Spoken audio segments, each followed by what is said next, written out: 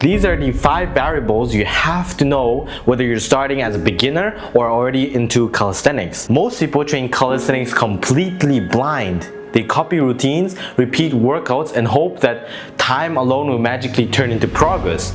Well, sometimes it works, but most of the time it doesn't. And the reason is simple. They don't control variables that actually drives progress. Calisthenics is not random. It's not about motivation. It's not about how destroyed you feel after a session. It's about understanding a few key training variables and learning how to adjust and implement them over time. Today I'm going to break down the 5 variables that control almost all calisthenics progress, and if you understand these, you can look at any program or any workout and instantly know whether it will work or not. Let's start with frequency. How often should you train? Frequency simply means how many times per week you train a muscle group or a skill. One of the biggest mistakes people make is training something either too rarely or too often. They either hit a muscle group once per week and wonder why nothing is growing, there's no gains, or they hit it every day and wonder why their joints hurt. For most people, the sweet spot is training a muscle group or skill 2 to 4 times a week. That range gives you enough stimulus to improve while still allowing around 48 hours for tissues to recover. And let me tell you something really important. Recovery is not optional. It is never optional. Muscles, tendons, and ligaments don't get stronger during training. They actually adapt afterwards. So the real progress is in the rest days. If you don't allow that process to happen, frequency turns into fatigue instead of progress. This is exactly why 3 to 4 times a week works so well in calisthenics, because it naturally balances the stimulus and recovery without overloading the same tissues day by day. Now comes volume, and this is the variable most people just seem to underestimate. Volume is the total amount of work you do. Usually it's measured as sets times reps, but in calisthenics it also includes holds, time, and total exposure. Now, as you know, or maybe not, volume is the main driver of muscle growth. If volume never increases, progress eventually stops. That doesn't mean you need to add more volume every session, but over time your body needs a reason to adapt. Therefore, doing 3 sets of 8 reps forever will also produce 3 sets of 8 reps results forever. And that's exactly why we have progressive overload, and in this video I will call it progressive volume, which just means adding 1 set or 1 extra rep per set, or slightly longer holds. The increase should be small and controlled, not random. The biggest mistake here is jumping volume too fast. Muscles might handle it, but tendons usually don't. As I also said in my other video, that tendons actually adapt slower than muscles. Therefore, smart volume progression is slow, boring, and extremely effective.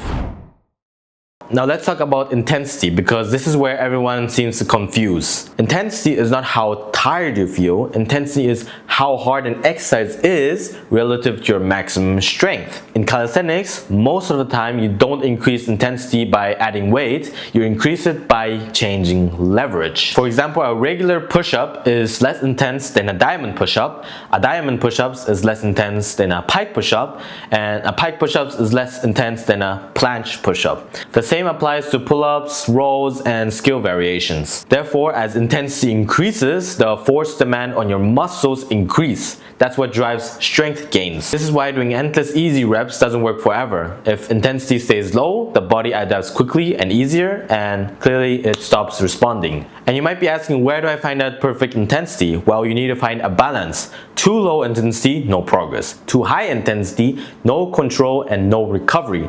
The right intensity challenges strength while still allowing clean execution. So test that in your next sessions and keep that in the back of your head.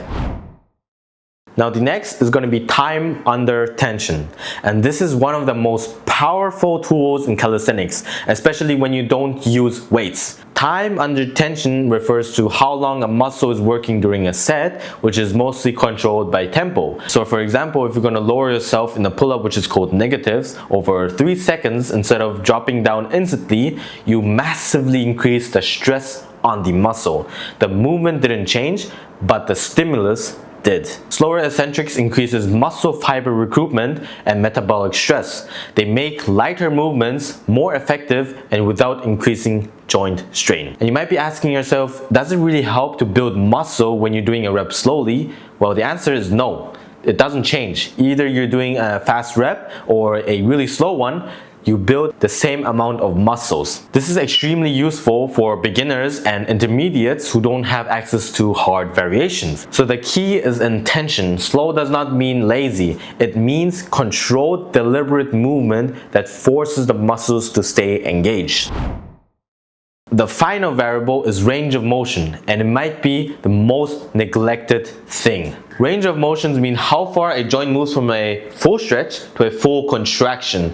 Half reps are easier, and that's why people do them, but easier does not mean better. Training through full range of motion builds strength where the muscle is weakest, improves joint health, and creates more long-term growth. And research consistently shows that muscles trained in stretch positions grow more than muscles trained in only shortened ranges. In calisthenics, this means chest to bar pull-ups with full elbow extensions at the bottom, push-ups with chest close to the floor and arms fully locked out at the top, squats to proper depth. Full range is therefore not optional if you care about longevity and progress. Now here's the most important part. You don't need to max out all 5 variables at the same time.